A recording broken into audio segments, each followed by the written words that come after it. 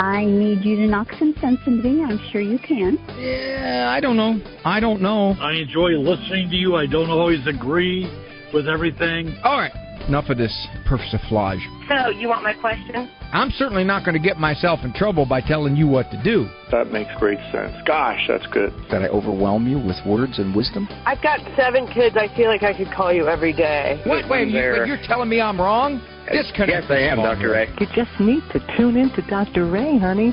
He's got all the answers. Am I right or am I right? Probably. Now, from the studios of Living Bread Radio Network in Canton, Ohio, the hometown of Mother Angelica, here's Dr. Ray. I'm going to have to juggle 2 careers. When my son was about 6, we asked him what he wanted to be when he grew up, and he said, I want to be a video game tester.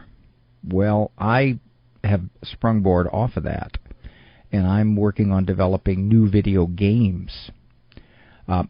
My opening salvo, trying this particular entrepreneur movement is a game called Restaurant Rampage.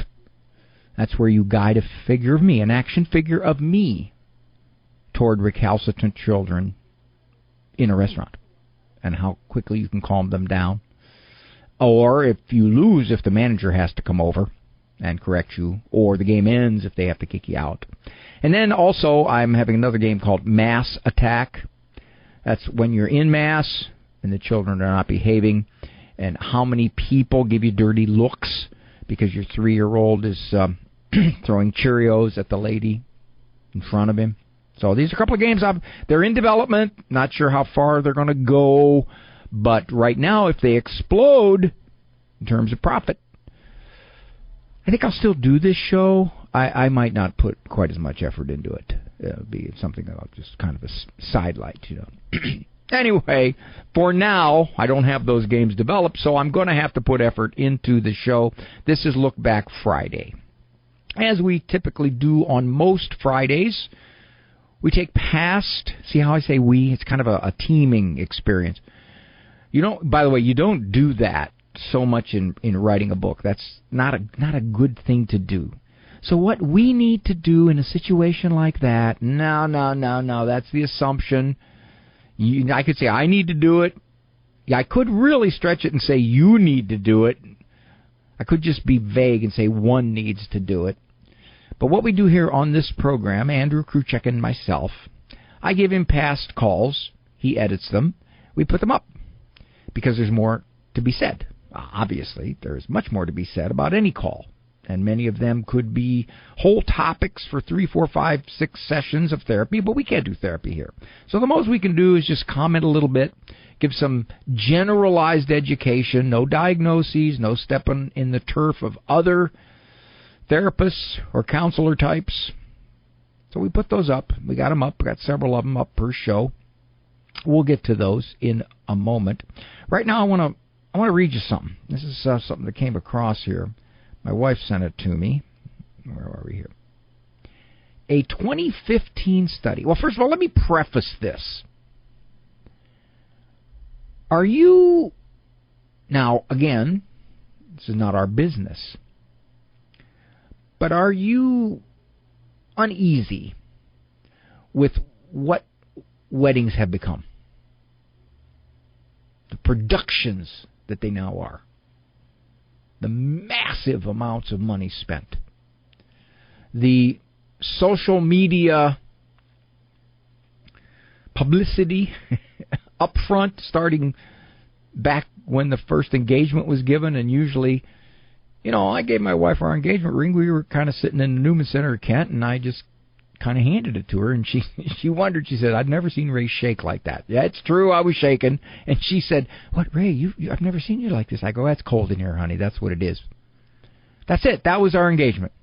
Well, now, of course, you put it on Instagram, you put it on Facebook, you have your own set of cyber photos, and you're usually, kind of at the top of Mount Everest, or in Naples, in a gondola, anywhere you are, you're kind of like, that would be Venice, wouldn't it? you're kind of like, okay, I'm going to give you a day-by-day report as we approach the wedding, the big day. And it's not unusual to spend 20, 30, 40, 50 grand for a wedding. You put that down as a down payment on a house. Kind of like that billboard that you see sometimes. It says, "Love the wedding, invite me to the marriage," and it's signed God. So I see these things, and I see how when the wedding party has to come in, one at a time, the wedding party is introduced. You no longer just introduce the bride and groom. You say, "May you please welcome so-and-so," and they come walking in and everybody claps. Okay, that's sweet. But no, now everybody comes in with their own special dance. They got to do something that's sort of, I don't know, helicopter drop, something. They come in maybe herding elephants, anything to upbeat the whole thing, the whole wedding, to do it better than the one before them. And I watch this and I see it, and it's just intense. It's just intense. I think it's part of our American persona to go to extremes. Okay, now, with all of that prefatory remark, a 2015 study by economists, Andrew Francis Tan and Hugo Mealin, I'm not pronouncing that correctly, titled, I like it, "A Diamond is Forever and Other Fairy Tales," found that couples who spend more money on their weddings are more likely to get divorced. And I wonder if it's a linear relationship. As the money goes up, well, actually it would be an inverse relationship, an inverse linear relationship. Money goes up, the marriage success goes down. Or, linear positive relationship, money goes up, divorce rate goes up. I bet you could graph it. That would be a neat study, wouldn't it? They probably did it that way. You go, you interview, say, 100 couples. You find out what they spent on their wedding. And you do a prospective study, not retrospective, where you interview them 10 years later and then say, how much did you spend on your marriage? That's the retrospective surveys tend to be unreliable. But you find out what they spent, like right now, this year, 100 couples. And then you wait, you follow them up 10 years from now, and you see where they're at. Now that, I don't know if they did that in this study. It says it's 2015, so I don't know. It sounds like it was just a retrospective. And how many couples? 3,000. Okay, 3,000. All right.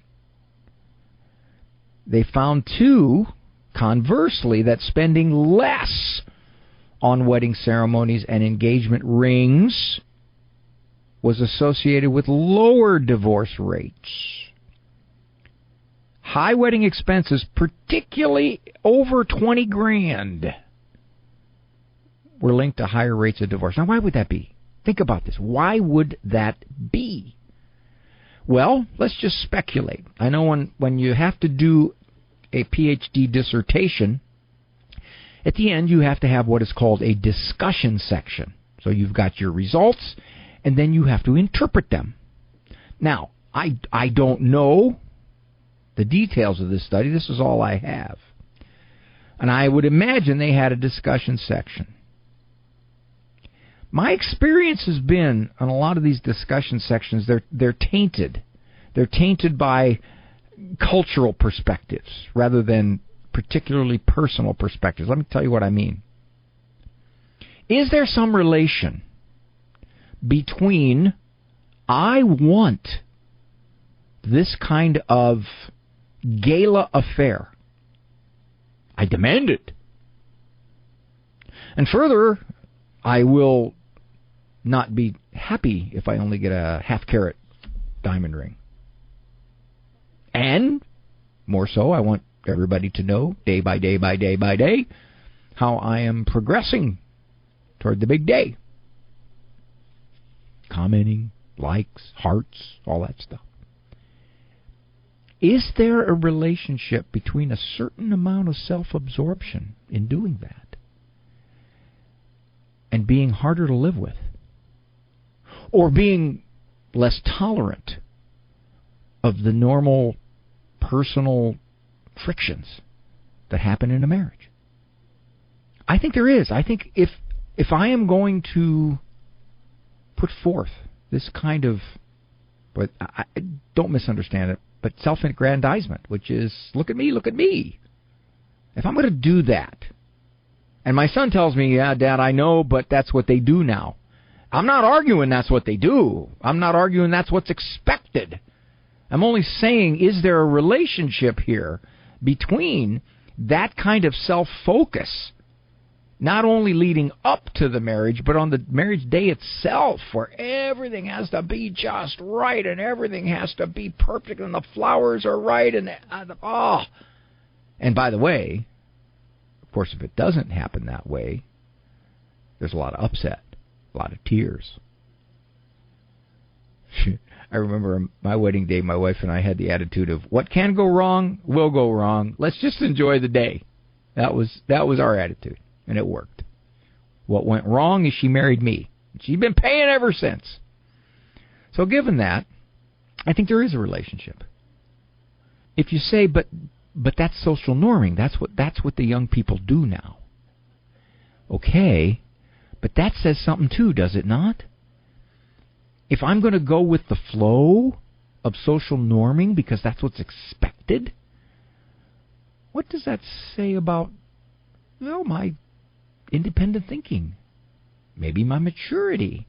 Maybe my saying, I don't need that excess. Let's just do it this way.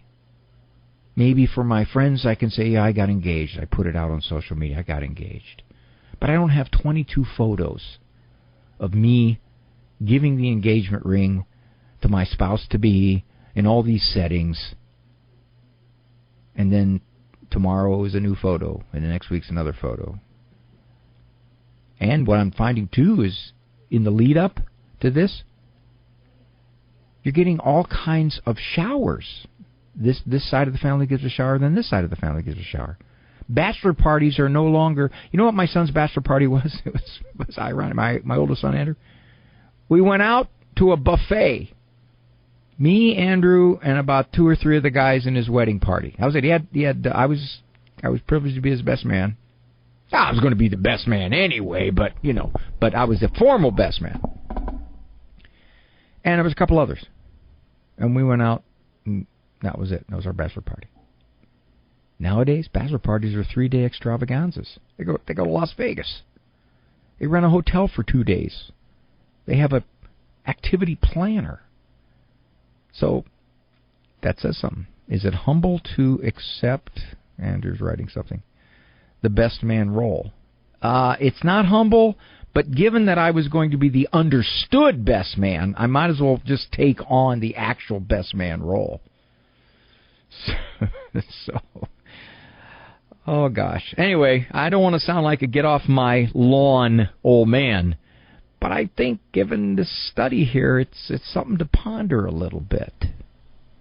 If, in fact, you spend that kind of money, what does it say? And what does it say about what you will expect after the marriage?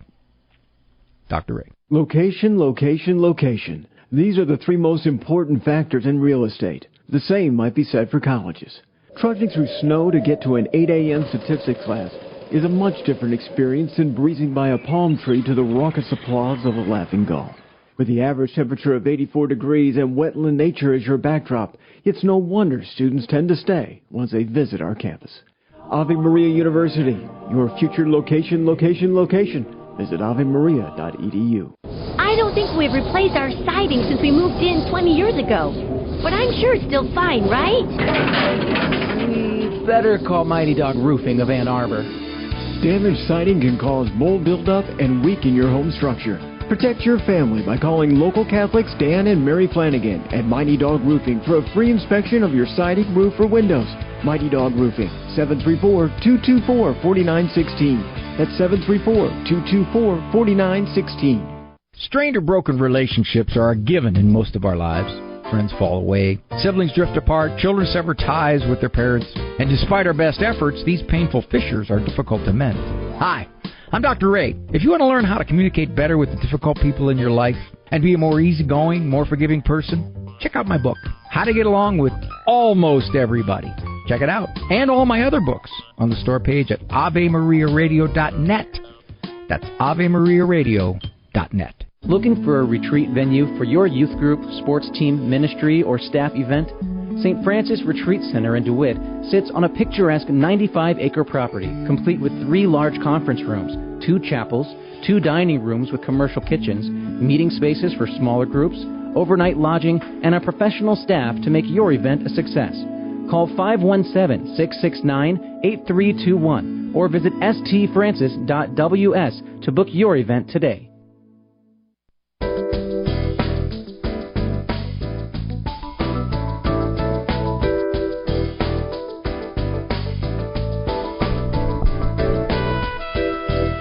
Very nice to have you with me. Dr. Ray Guarendi, program Doctor is in. Co-production, EWTN Global Catholic Radio Network and Ave Maria Communications there in Ann Arbor. Right now is my producer man and editor, Andrew Kruchek, whose daughter just turned 13. Now he's going to start listening to me, aren't you, Andrew? But from what I understand, she is a sweetheart. All right. You get those. Let's see where we're going here. I got enough time. How much time? Andrew, we better go with one of the shorter ones. Let's go to Judy from New York. This younger sister. How old is this younger sister? She's not 6, is she? Oh, no. We're both in our 50s, and it's probably been a couple of decades. Yow! Was there any precipitating event, or just she just doesn't like who you are? Not really. When my husband was in the hospital, she was wonderful. She was over here helping me all the time. And then I tried to talk to her, and she said, instead of all upset, she had to go home and feed the dog. And then she took off, and I didn't see anything after that. And I just don't. You have no idea why she's decided to run you out of her life. No. I've asked my mother, and she's the same way to me. Your mother says that your sister treats your mother the same. Yeah. Wow. Yeah. Okay. Sounds like that's her style, honey. It sounds like anybody that she doesn't like what you're doing or thinking or the way you are, it's like, get out of my life. That makes me so sad. I'd be sad for her. She's got to be miserable. Think about it, Judy. If she's going to cut people out of their lives, and these are not people that you could say, oh, yeah, you got to cut them out because they're just absolutely toxic and they're horrible and they're terrible people. No, she doesn't like who they are. So she's going to cut them out. And we're not talking about the neighbor lady 6 houses down. We're talking about her mother and her sister. If she's going to do that, what does that say about her? What does that say about how distressed she must live life? Think about it. You got to feel sad for her. How's that for a turn, huh? Yes, doctor. Did you think about looking at it that way? I will now. Thank you very much. Well, here's the thing, too. You can't know sometimes why people decide I don't want much more to do with you anymore. You can't know. And if they won't tell you, or if you go to them and you say, what have I done? Have I offended you? Have I said things? It's kind of this global, I just don't like who you are. Whether it's religion, whether it's politics, whether it's your personality style, whatever it is. And they don't tell you. They just decide, go away. And you think to yourself, what is that all about? I can see you being sad, Judy, because it is your sister and you'd like to have a relationship with her. But I'll tell you, honey. I can't make them do it. I understand. You really can't. And once you come to that conclusion, the rest of your thinking effort needs to be not on, what did I do wrong? Why is she treating me like this? Why is she doing this? She was really good to me at one time. And all this rehearsal that makes you miserable, it should be instead, well, okay. She made it clear. She don't want to have much to do with me, so I'll send her a happy birthday text when it's her birthday, just to let her know I still think about her. Oh, no, don't text her, doctor. Oh, she gets mad at that, huh? All right. Oh, she is hostile. Hoo-hoo. She won't even accept a happy birthday. Yeah, think about this. I mean, she's doing it to your mom, okay? Yikes. I don't know if she's religious or not, but she's really gone straight into the fourth commandment. Feel sorry for people like that, Judy, I really do. And whether they're my relatives, my own kids, a sibling, if they're like that, and I'm trying to reconcile with them, and I don't know what I did wrong, and they won't tell me, and they've just decided to keep all their hidden resentments and hurts to themselves, I feel bad for them. What must it be like to live like that? A couple of additional points to make to this. My guess would be part of Judy's confusion was that it seemed like they had a good relationship at one time. My experience is it's uncommon for someone to turn on a dime. We were so close, and now she won't have anything to do with me for 20 years. I don't think you were that close. Something was building up inside her. It's hard to know how people interpret things. Sometimes you can do the most benign, even in your mind, the most positive thing, and it is interpreted terribly. I've seen that as a shrink. I can't count how many times where you make someone, well, I'm not going to say make someone angry, where someone gets angry or upset or wants to write you off. And what it was nothing. It was not only nothing, it was actually good. But they twisted it. And typically people who are insecure or hyper-vigilant to offense are the ones most likely to do that. Now, the other point I want to make. In marriage counseling, if I have a spouse who readily confesses to no longer having a relationship with his or her sister, his or her mother, an aunt, an adult child. And it's not just one, it's 2 or 3 or 4 people in their lives that they have written off. That tells me a little bit of who might be the more difficult person in this relationship. It's not unusual for a spouse to say to me, oh yeah, she no longer talks to her mother. She doesn't have anything to do with her mother. And, she stopped talking to her brother 3 years ago. Now, the spouse who's not talking usually has reasons for that. These people are like this, so I just figured it's best that they're not in my life anymore. They have reasons, they have justifications. But that is a sign that they might not be so easy to live with. Now, Judy here has got this sister who's not only refusing, refuse a happy birthday text? That says there's something within her sister that is so twisted in its interpretation of Judy. Dr. Ray, you don't know that. Judy could be totally obnoxious. Judy could be dangerous. Judy could be ugly. And if you talk to her sister, you'd find out how awful Judy is. That may be. I can't know that. But she seems truly distressed that her sister won't talk to her. And apparently she's tried. You know, when you have somebody trying to figure out why you've written me off, that tells you they're not that bad. Because they want to know. They want to say, what did I do? What did I say? What was it? And I'm going to tell you, most of the time, it was a buildup in the other person's mind of the offensive things that you did or things that they don't like that you did. They were not even offensive. They might have been charitable things. I've seen that happen.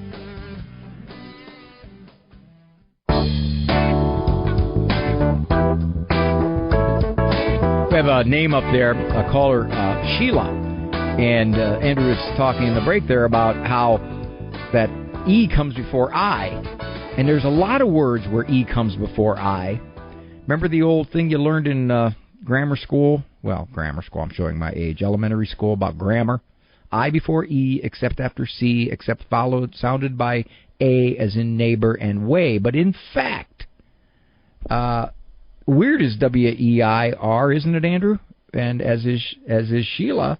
So that's real. This is why it's tough to learn to read and write the English language. We are an amalgam of all kinds of words from all over the place.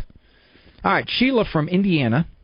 Adults, sons now, plural here, more than one, have ADHD. I wanted to bring up this subject. ADHD is near and dear to me. I have 4 children, 2 adult sons that one's 49 and one's 34. And one was officially diagnosed with ADHD, but one doctor, one was definitely had ADHD. I couldn't handle him. I was very young when I had my first one. I was 22. But over the years, I learned about loving him unconditionally. And they said, always, make sure you're consistent. So I go, okay, you don't know me. But, I tried. I'm consistent with what my belief was and my belief in them. I found the good in them. I emphasized their good. I tried to have them work on their talent. My boys were both brilliant. They were low-level geniuses, and they could spoken like a very objective mother. Yes. Well, no, they were tested. I had tests with my second child because I thought I missed the boat. And the teachers are telling me with my second child, and they all went through Catholic schools, and they just don't have the resources. So they're telling me about my youngest son. Oh, he's got ADD. He's got ADHD. And he says, we'll get the state to get a psychiatrist or a psychologist and do study. And I said, no. He's my child. I will choose if he's going to be tested or not. And if he is, I will go through the whole procedure. My husband and I will. So what we did, we had a complete. Well, let me, Sheila, let me bring you up to date here. You made a comment here that they're both adults now, and they've turned out to be great people, because of what you labeled tough love. What do you mean by that? Tough love was understanding why they do what they do, but not excusing. So because of the diagnosis, you didn't say, well, they can't control themselves as well as other, quote-unquote, normal children, so therefore I will be loose in my discipline. You didn't say that. No, that's not fair. That is not fair to them. I love them so much they knew they were going to have to suffer. But Mom and Dad were there encouraging them and say, yeah, you messed up. Come on, how can we do this better? And a lot of prayer. You said an interesting thing, Sheila. Let me take you back. You said, I think it was your first, is it a son that was diagnosed ADHD, and you said, yeah, I believe that diagnosis really was on target. Is that the one, the child? Well, with my first one, I saw he would climb out the window when he was 2 years old, supposed to be taking a nap. Well, that's not ADHD. You know that, don't you? Well, that's a boy, but he didn't focus on the things that he was in school, but he knew what was going on. He had a hard time focusing, but if the teacher said, this and this and this, he might be out the window fidgeting. He could repeat what she said. So, this is what I was told. But with my second son, that's the one I went through all the process. Even neurological testing. Your message seems to be that go ahead. Despite the diagnoses, yes, you parented them according to your structure, your rules, your follow-through, recognizing that even if neurologically they were a little more impulsive than the norm, that you had to hold them accountable or else the world would hurt them. Yes, I remember I would say to my one son, this isn't fair. And because he was being disciplined, there was a consequence for his action. He couldn't go out with his friends. And I said, if you're not going to talk to me like that, if there's anybody to blame, you go look in the mirror and you talk to yourself. I'm not going to hear it. You're the blame. You chose. Well, Sheila, you got rewarded. You got rewarded because you were a loving, firm mom. And whatever it was the kids were called in their youth, I'm going to hope that these things aren't still bugging them, and that, in fact, they're doing a fine job of being young adults. That was kind of like my avoidance of the word There's so much to say about ADHD, so much to say about the diagnosis of it, how easily it can be overdiagnosed, how easily it gains momentum. She said a couple key things. They're low-level geniuses. So would that translate into their school achievement? And if it is, it can counter some of their attention problems, and therefore they can still get good grades, because one of the places that ADHD shows itself particularly is less achievement than you would expect given the child's level of intellect. So all that said, I think the key point here is this. I've dealt with clients whose kids have become significant behavior problems for them, stemming from being diagnosed attention deficit hyperactivity disorder or autistic spectrum. The parents' interpretation of that, and helped along by a lot of experts who have reinforced this idea, is that these are kids who don't have a typical level of age-appropriate self-control. So therefore, you can't expect them to act correctly or cooperatively or self-controlled. That's probably the worst attitude to have towards the kids. In fact, the research says, and common sense would tell you, that for somebody who has impulse problems, which is the main, I would say destructive, the main negative symptom of ADHD, they need more structure, they need more consistency, they need more follow-through, they need better discipline, because it takes them a little longer to get this. His sister, you put the corner twice and she's basically learned her lesson. She doesn't do it anymore. He, on the other hand, he goes to the corner 28 times and he's finally starting to slow down, starting to trickle in the lesson. But he's learning it. And I think so often people think that ADHD is the behavior problem. No, ADHD is the impulsiveness, which can then create behavior problems because the parents get frustrated or overwhelmed or have the wrong idea toward the ADHD, and then the behavior problems piggyback upon whatever it is neurologically that might be involved.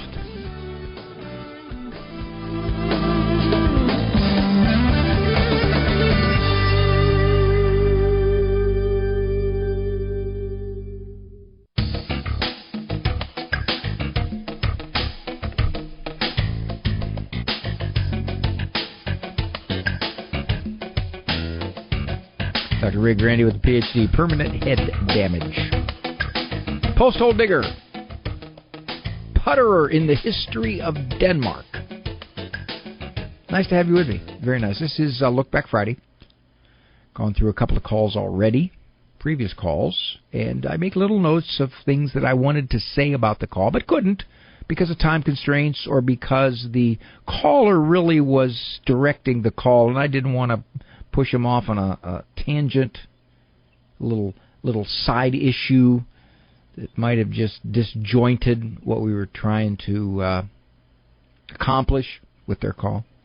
So I'm looking at the clock here. Let's see what I'm looking at. Laura from Indiana.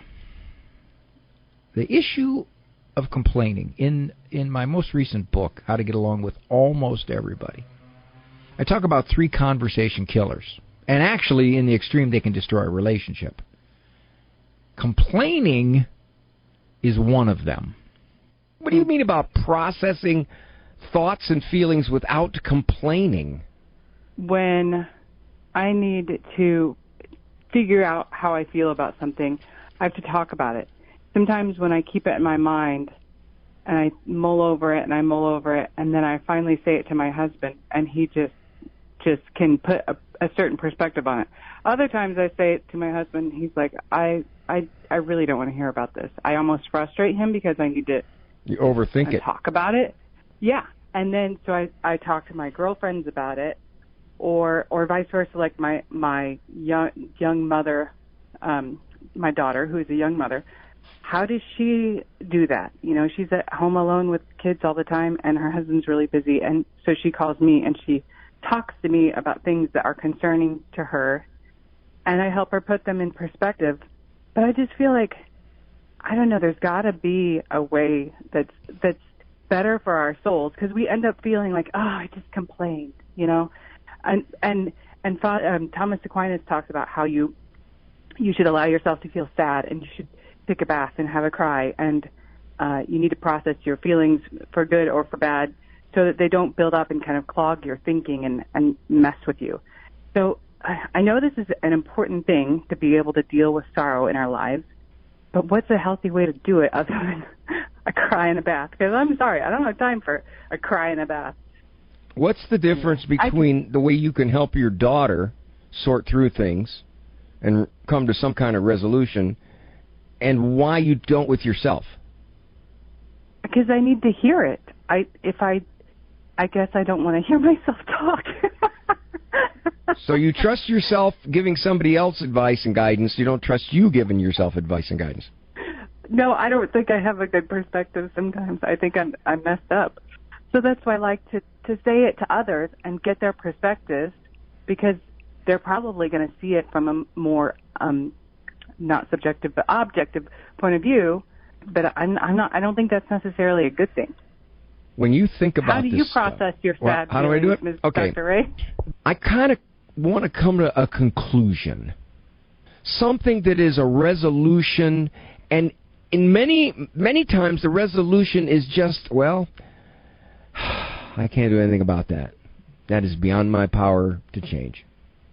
That's a lot of it. I'll tell you what, that is a lot of it, because you know as well as I do, you get frustrated over stuff that you can't control. You can't do anything about it. You can't do anything about the way people behave either, bottom line. So that's one thing to do, to settle yourself by saying, is this something I can do anything about? And if it isn't, then what good does it do me to rehash it?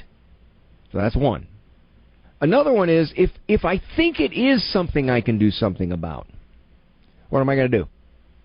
What's my plan? I got to come up with a plan here. As a shrink, I've found that most people rehearse, but without really coming down solidly on any kind of plan. They just think about it and ponder it and think about it and rehearse it and talk about what happened and what didn't happen and when it should have happened and why it didn't happen and why it should have happened, and exhaustion, just exhaustion. And I think that's what your husband does. You say he ties it up. He just goes, blah, blah, blah. And you go, well, yeah, that's really true, isn't it? So that's partly what works for me. Let's say somebody writes me a vicious email. You know, my wife again is writing me a vicious email. And and I look at it and I do a couple things. I go, well, is there legitimacy to this? My best assessment, being as objectively as I can possibly be, which is not possible because I'm subjective, but I got to trust me at some point. And I say, no, the person didn't hear what I was saying, and the person's being real nasty about this. Am I going to do anything about it? No, I'm not. I've decided when you usually respond, it just makes it matter. So I let it go. Then I say, would I change him anyway? No. Then I say, well, they don't like you. Right. Okay, now what? Well, they don't like me. Okay. Now what? Well, they don't like me. Right. Now what? So you got to just get to a point where you settle on something. By and large, women are more verbal than men. So they have a proclivity to overtalk it or overthink it more than men do. And so because of that, that's sort of maybe your inclination is to be that way. It's okay. You're not sinning by being that way. You could get yourself in some emotional turmoil by being that way, and you got to catch yourself and say, what am I doing here? Now, I personally think, having listened to this, that wasn't a very good answer that I gave Laura. I heard it. It was I don't want to say a bit meandering. It was meandering. I went off too far on how I particularly handle these feelings without complaining about them. So I've got a chance here to make some corrections. She said that she sorts through things by talking out loud to someone. Most people will listen if they think you're asking them for solutions, for help. People get very frustrated when somebody does nothing but bemoan their feelings and their complaints, and no matter what they offer as a possible help, the person doesn't want to hear it. They give them a yeah, but. Yeah, but. And after about 7 of those, although I haven't done any studies on it, people don't want to have you talk to them about this anymore because all you want to do is complain.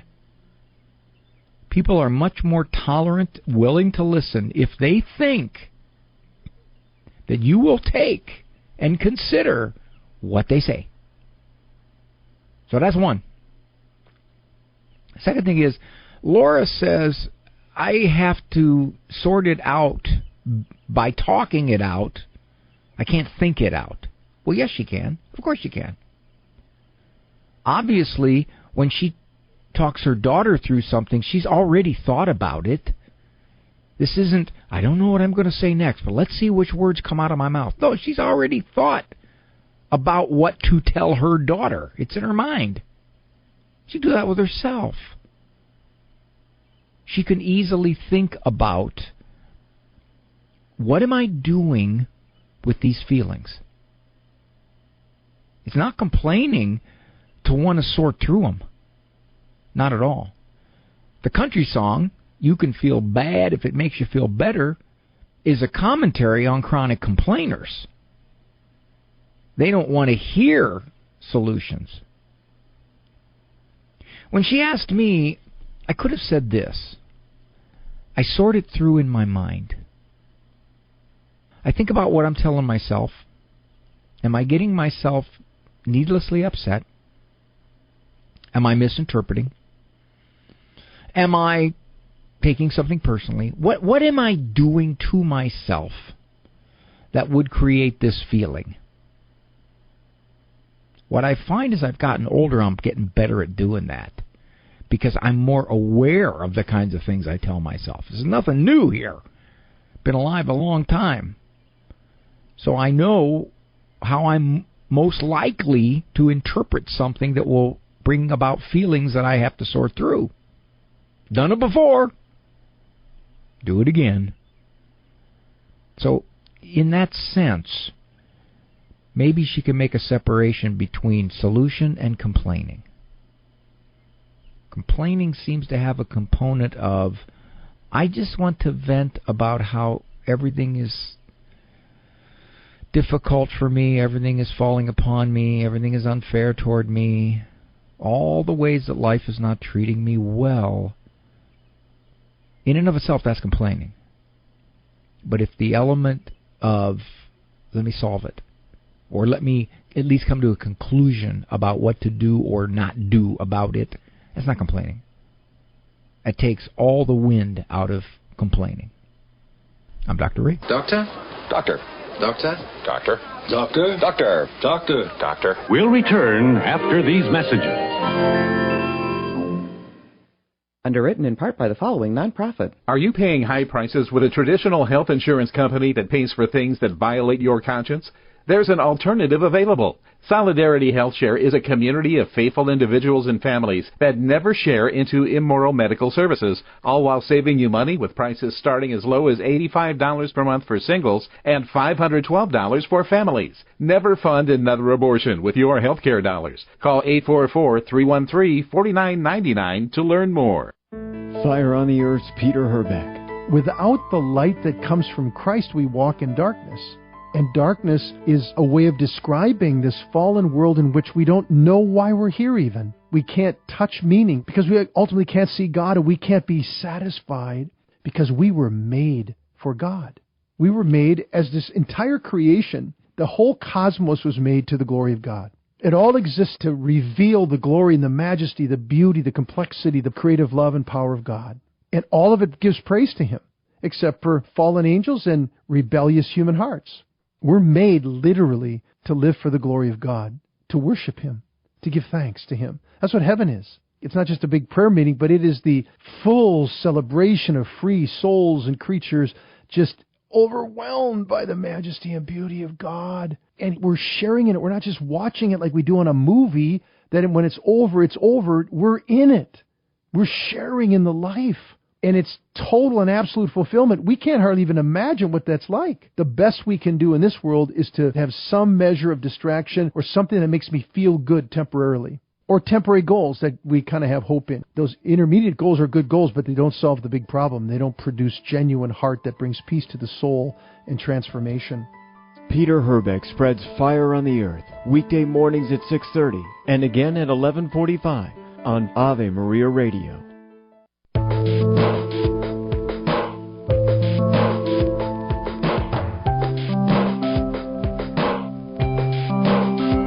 Last segment here on Look Back Friday is not long enough. Let's take another call. Now, I can do a couple of things here. I can look back upon the lookbacks, look back squared, and make more comments about them. And I do. I wanted to say more about Judy's call, who for 20 years, her sister hasn't talked to her. They're both in their 50s. Sister also doesn't talk to mother. And I guess my question would be, well, who else doesn't she talk to? And is she married? And what's her marriage like? How different are you from your sister?